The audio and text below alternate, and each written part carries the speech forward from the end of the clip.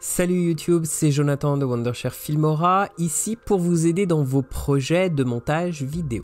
Dans ce tuto, je vais vous montrer comment relever certains soucis liés au tournage de vidéos avec un smartphone et vous permettre de rendre des petits films incroyables.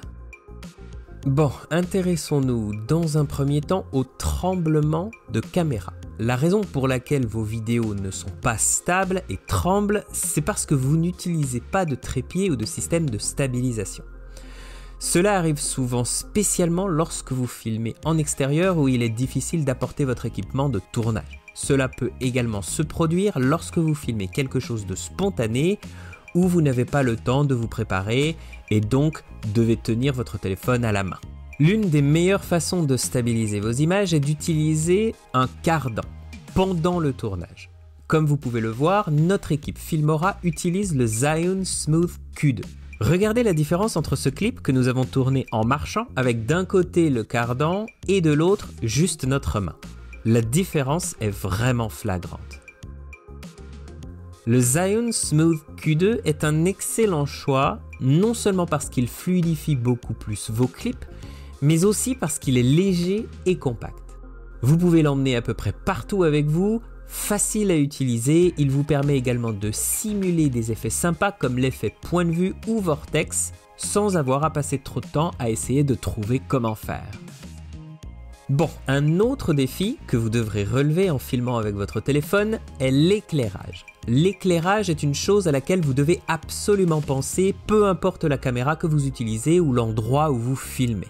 Les caméras de téléphone portable, même s'ils deviennent de plus en plus perfectionnés, ont souvent des difficultés à filmer dans les environnements sombres sans abîmer l'image. En tout cas, plus que les appareils dédiés comme les réflexes numériques.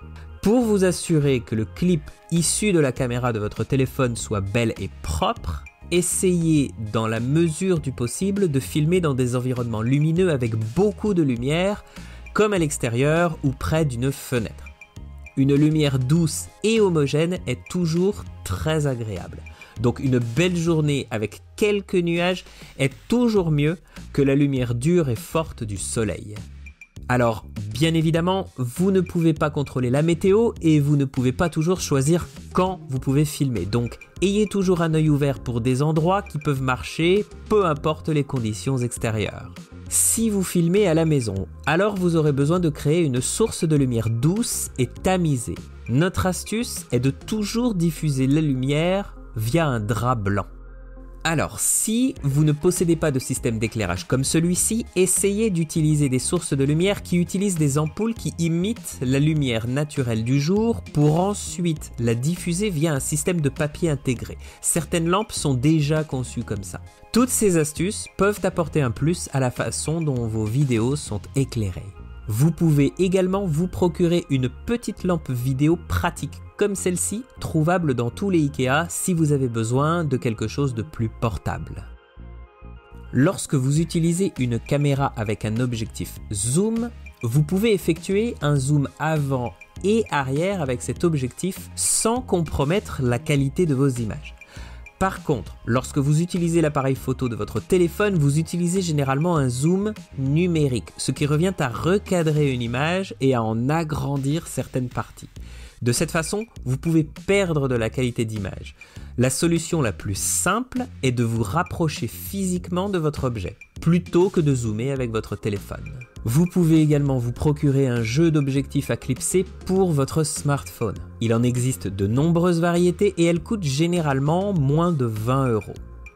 En ajoutant un objectif macro à votre téléphone, vous aurez la possibilité de capturer des images en gros plan sans avoir recours au zoom numérique. Voilà, vous les avez, 3 astuces pour vous assurer que votre prochaine vidéo filmée avec votre smartphone ressemble à quelque chose. Est-ce que vous utilisez vous-même votre smartphone pour filmer vos vidéos? Quel genre de soucis rencontrez-vous? Dites-le nous dans les commentaires. N'oubliez pas le pouce bleu si cette vidéo vous a été utile et abonnez-vous si ce n'est pas déjà fait, nous avons encore plein de contenu à venir.